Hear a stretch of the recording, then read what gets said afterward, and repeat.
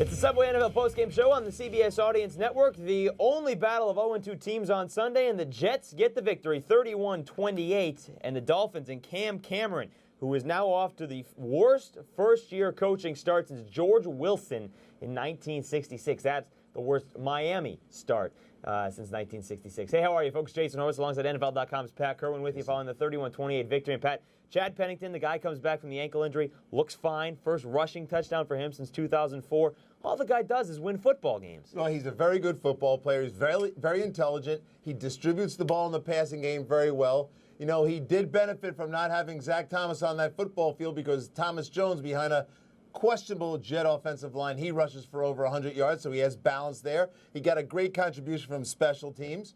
Those are enough things to happen for Chad Pennington to win a game. Justin Miller out for the year with an injury. That was going into this game, so Leon Washington takes over the kick return and takes one back.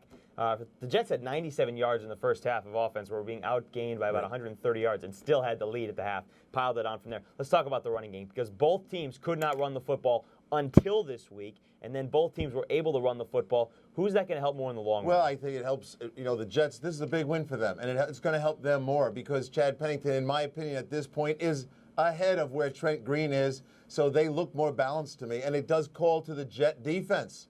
The Jet defense today played like I had not seen them before. They actually got a sack. They actually got an interception. They created pressure. So I say the running game is going to help the Jets more. People were worried in New York about the Jets after the 0-2 start, but let's face it, they weren't expected to beat the Patriots, and then not many people are expected to go on the road and beat Baltimore. This is where they're supposed to be, 1-2. What has to get fixed for next week? Well, they have to still respond to some of the good teams in this team. I don't know about that secondary. They have to be checked out. I didn't think that Trent Green really threatened them enough.